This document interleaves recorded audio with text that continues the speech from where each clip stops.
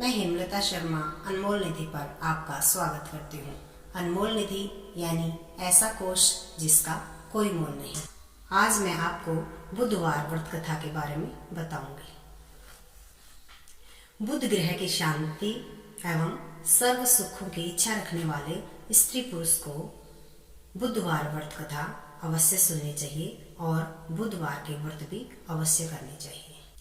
कई जगहों पर बुधवार के व्रत भगवान गणेश को समर्पित किए जाते हैं, लेकिन बुधवार का व्रत भगवान बुद्ध पर भी आधारित होते हैं। व्रत चाहे कोई भी हो, मैंने अपने पिछले वीडियो में भी बताया था कि हर व्रत में 2 कथा सुननी चाहिए। अगर आप बुधवार का व्रत करते हैं तो भी आपको 2 कथा सुननी होंगी। एक गणेश जी महाराज की, क्योंकि गणेश जी के साथ ही रिद्धि सिद्धि प्राप्त होती है हमें, और दूसरी बुद्ध महाराज की कथा सुननी चाहिए। मैं दोनों कथाएं आपको सुनाऊंगी जो इस प्रकार है। मैं आपको बुधवार व्रत करने की विधि व व्रत कथा सुनाने जा रही हूँ। बुधवार व्रत की विधि। गृह शांति व सर्व सुखों की प्राप्ति के लिए बुधवार का व्रत करना चाहिए। इस व्रत में एक ही समय भोजन करना चाहिए। इस व्रत के दिन हरी वस्तुओं का दान करना चाहिए। हरी वस्तुओं का उपयोग करना भी श्रेष्ठ रहेगा। इस व्रत के अंत में शंकर जी की पूजा धूप दीप आदि या बेलपत्र चढ़ाकर करनी चाहिए।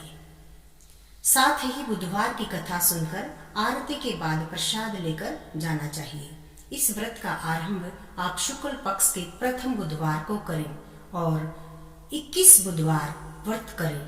बुधवार व्रत से गृह शांति तथा धन विद्या और व्यापार में वृद्धि होती है। भगवान बुद्ध की प्रतिमा न होने पर भगवान शंकर जी की प्रतिमा के सामने भी आप कथा सुन सकते हैं। पूरे दिन व्रत कर शाम के समय फिर पूजा करके एक बार भोजन ग्रहण करें। बुधवार के दिन हरे रंग के वस्त्र पहने, हरी सब्जियों का दान करें। इस दिन एक समय दही हरी मूंग दाल का हलवा बनाकर प्रसाद ग्रहण कर सकते हैं। तो आइए अब हम बुधवार व्रत कथा सुनते हैं। एक समय की बात है कि साहूकार अपनी पत्नी को लाने के लिए अपने ससुराल गया। कुछ दिन वहां रहने के उपरांत उसने सास ससुर से अपनी पत्नी को विदा कराने के लिए कहा, परंतु सास ससुर व अन्य संबंधियों ने कहा, बेटा आज बुधवार है, बुधवार को किसी भी शुभ कार्य के लिए यात्रा नहीं करते। लेकिन साहूकार नहीं माना और हट करके बुधवार के दिन अपनी पत्नी को विदा करवाकर अपने नगर को चल पड़ा। रास्ते में उसकी पत्नी को प्यास लगी। उसने अपने पति से यानी साहूकार से पानी पीने के लिए मांगा। साहूकार लोटा लेकर गाड़ी से उतरकर पानी लाने चला गया। जब वह पानी लेकर वापस आया तो वह बुरी तरह हैरान उठा, क्योंकि उसकी पत्नी के पास उसकी ही शकल का, उसी की सूरत का दूसरा व्यक्ति बैठा था। साहूकार ने भी अपने पति को देखकर हैरान हो गई। वह दोनों में कोई अंतर नहीं कर पाई, क्योंकि दोनों एक ही शकल सूरत के थे। साहूकार ने उस व्यक्ति से पूछा कि तुम कौन हो और मेरी पत्नी के पास क्यों बैठे हो। उसकी बात सुनकर उस व्यक्ति ने कहा, अरे भाई, यह मेरी पत्नी है। मैं अपनी पत्नी को ससुराल से विदा कराकर लाया हूँ। लेकिन तुम कौन हो, मुझसे ऐसा प्रश्न क्यों पूछ रहे हो। दोनों आपस में झगड़ने लगे। तभी नगर के सिपाही आए और उन्होंने साहूकार को पकड़ लिया और स्त्री से पूछा कि तुम्हारा असली पति कौन है। उसकी पत्नी चुप रही, क्योंकि वह खुद हैरान थी। दोनों को देखकर वह किसे अपना पति कहे। इसके बाद साहूकार ईश्वर से प्रार्थना करते हुए बोला, हे भगवान, यह क्या लीला है। तभी आकाशवाणी हुई कि मूर्ख, आज बुधवार के दिन तुझे शुभ कार्य के लिए गमन नहीं करना चाहिए था। तूने हठ में किसी की बात नहीं मानी। ये सब भगवान बुद्ध देव के प्रकोप से हो रहा है। साहूकार ने बुद्ध देव से प्रार्थना की और अपनी गलती के लिए क्षमा याचना की। तब मनुष्य के रूप में आए बुद्ध देवता अंतर्ध्यान हो गए। इस प्रकार वह साहूकार अपनी स्त्री को घर ले आया।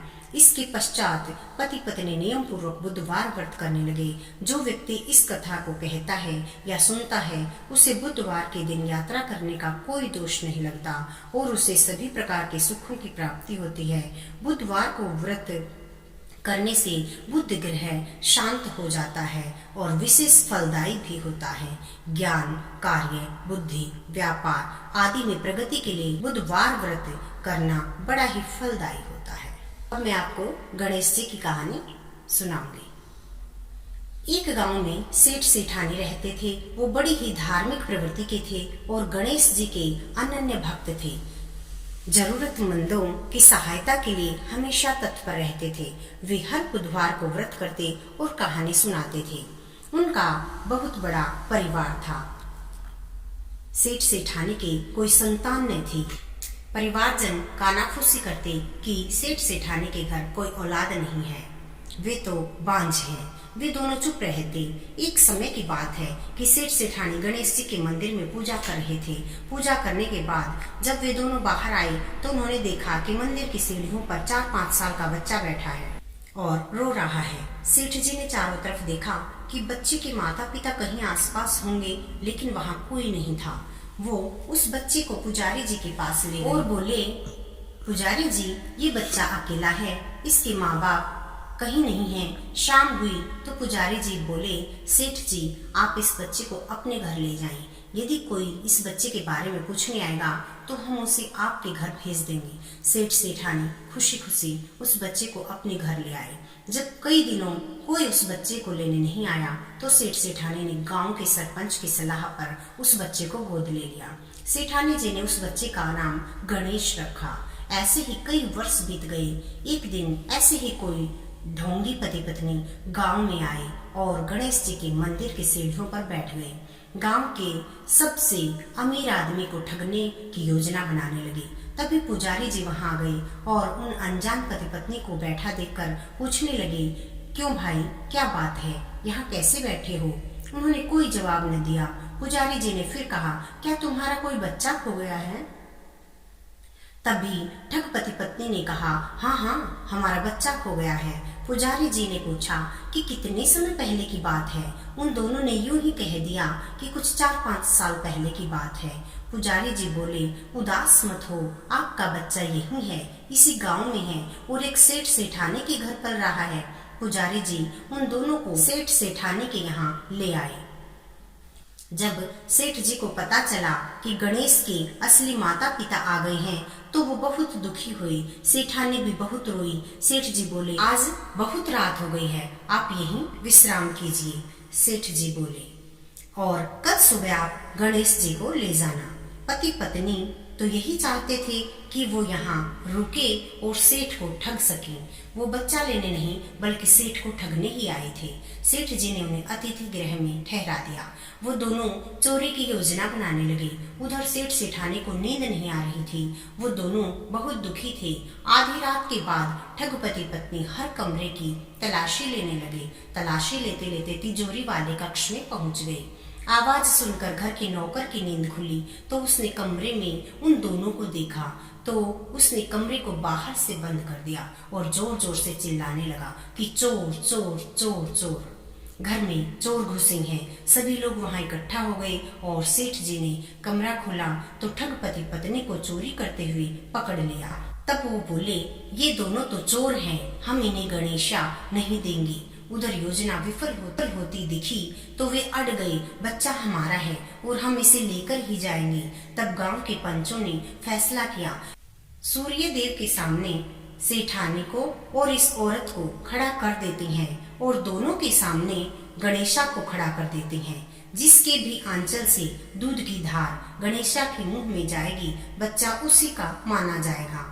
तब गणेश जी की कृपा से सेठानी के आंचल से दूध की धार गणेशा के मुंह में आ गई और सभी लोगों ने गणेश जी की जय जयकार करी। यदि आप बुधवार का व्रत करते हैं तो बुधवार की इस कहानी को जरूर सुनना चाहिए। बोलिए जय जय गणेश जी महाराज की। तो इस तरह से हमने बुधवार व्रत की दोनों कथाएं सुनी और अगर आपको मेरा ये वीडियो पसंद आए तो लाइक, शेयर एंड कमेंट में जय श्री गणेश जरूर लिखना और नए हो तो मेरे चैनल को सब्सक्राइब जरूर करना।